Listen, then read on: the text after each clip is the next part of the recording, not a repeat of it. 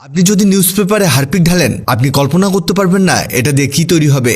Harpic আর newspaper মিলে যে এত চমৎকার একটি জিনিস তৈরি করে আমরা জানি না, তাই এই কাজটি করি না।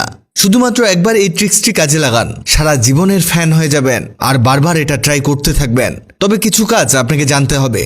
প্রথমে লাগবে নিউজপেপার। পুরনো ডেটের যে কোনো নিউজপেপার হলেই হবে।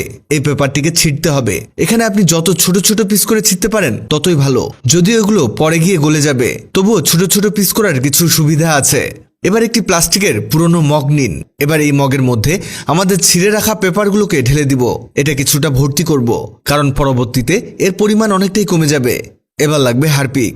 আপনি এখানে হারপিকের বদলে যে কোনো ক্লিনার ব্যবহার করতে পারেন। এই হারপিক আমরা এখানে ঢেলে দিব। আপনারা এখানে চামচ দিয়ে 2 চামচ পরিমাণ অ্যাড করবেন। আমরা আনুমানিক 2 চামচ এতে অ্যাড করেছি। এবার লাগবে বেকিং সোডা। এটা আপনি মশলার দোকানে পেয়ে যাবেন। বেকিং সোডা আর বেকিং পাউডার আলাদা জিনিস, এখানে সোডাটাই নিবেন। এটা আপনি খাওয়ার সোডাও বলতে পারেন। বেকিং সোডা এতে দিতে হবে 1 চামচ পরিমাণ। এরপরে লাগবে ভিনেগার।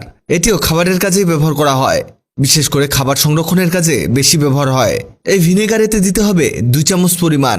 ভিনেগার দিতেই এর মধ্যে রিয়াকশন দেখবেন। এখানে আরও দিতে হবে পানি, হালকা কিছুটা পানি এতে অ্যাড করতে হবে। এবার এরকম একটি পুরনো ব্রাশ নিন, যেটা আর ব্যবহার করেন না সেরকম ব্রাশ নেবেন। এর পেছন সাইড দিয়ে আমাদের এগুলোকে মিশিয়ে নিতে হবে। এটা মেশানো শুরু করলেই দেখতে পাবেন পেপারগুলো বৃদ্ধি পাওয়া শুরু করবে, মানে এতে মূলত ফেনাস সৃষ্টি হচ্ছে। এটা মিক্স করতে করতে মিক্স করা প্রায় শেষের দিকে। এই দেখুন পেপার কিন্তু একেবারে গলে যাওয়া শুরু করেছে, আর আমাদের এটাই দরকার। এবার এভাবে এটাকে রেখে দিতে হবে 2 থেকে 3 মিনিট, যাতে ফেনা একেবারে নেই হয়ে যায়। এই দেখুন ফেনা একেবারে শেষ হয়ে গেছে। এদিকে দেখাই, এই দেখুন এই বেসিনটি একেবারে ময়লা হয়ে গেছে। অনেকের বেসিনে দাগ পড়ে যায়, যে দাগগুলো নর্মালি হারপিক দিয়ে উঠে না। সেই কঠিন দাগগুলোর জন্য এই জিনিসটি তৈরি করা হয়েছে। এটা দিয়ে আপনি বেসিনের ঘষা মারলেই সহজেই বেসিনের সকল দাগ দূর হয়ে যাবে।